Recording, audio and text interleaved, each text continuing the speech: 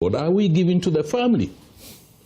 I believe all the family members are sitting in their houses with occasional visits. Excuse me. Okay. We went on the tour yesterday. Yes. I think that the points that Colonel Abuaje is raising is very, very, very important regarding our response, emergency response capacity in this country. You know, your capacity to respond in an emergency situation is not only just based on human resource, it's also based on logistics, available logistics.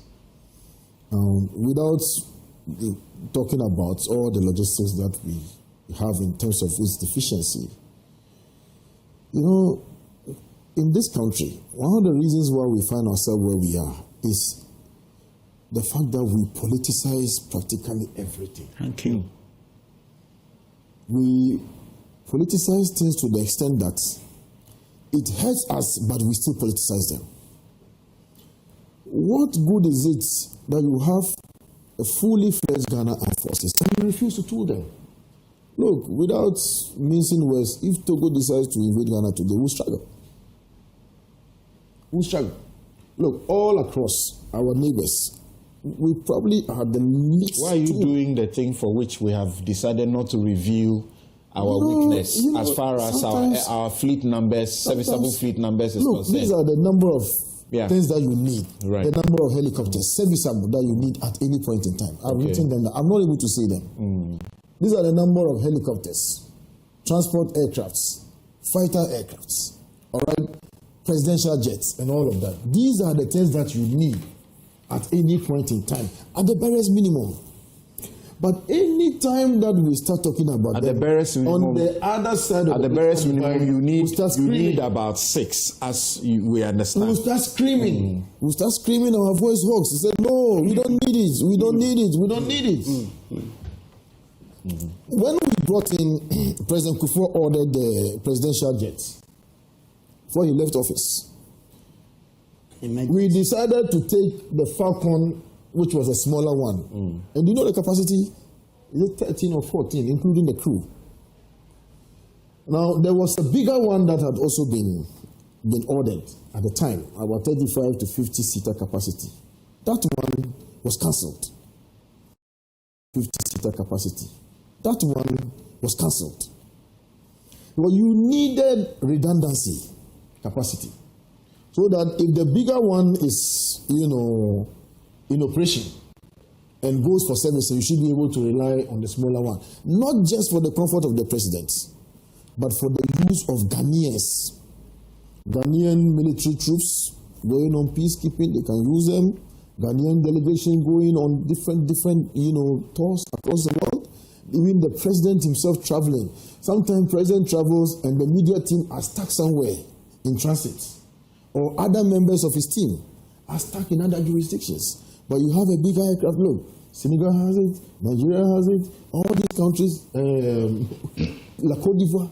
And when it comes to Ghana, we say, hey, are we that poor? Are we that? Is it about poverty, or is it about the fact that because somebody else is buying it, no, we shouldn't support?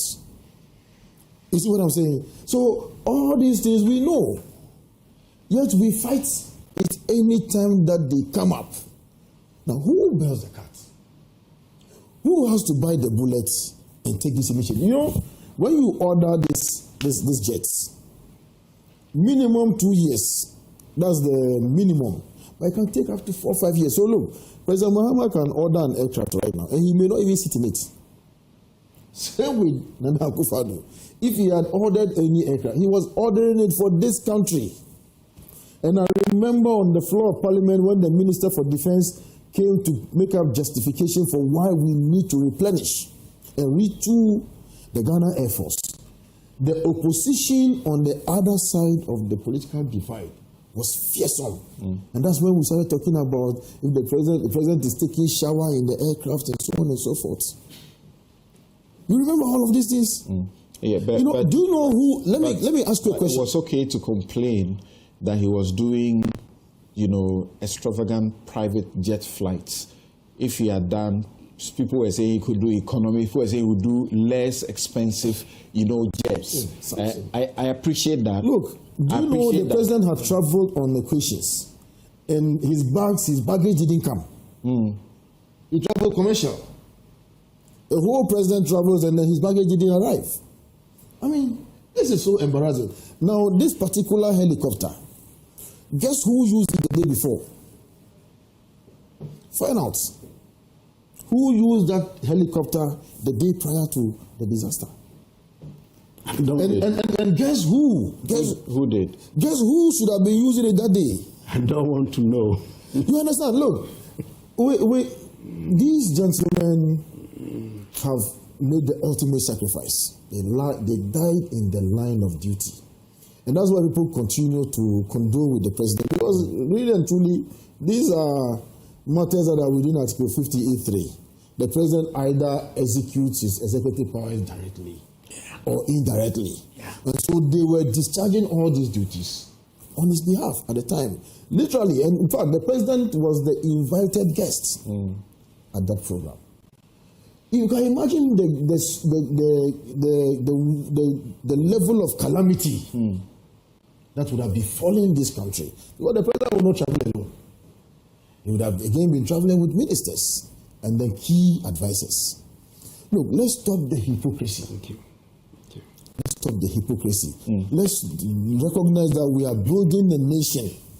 We are not building a nation for one individual. We are not building a nation for one party. MPP was in power a year ago. Today, who is in power?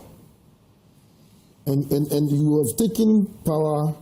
You've taken charge of all assets and liabilities, including if we had all this retooling that we needed at any point in time.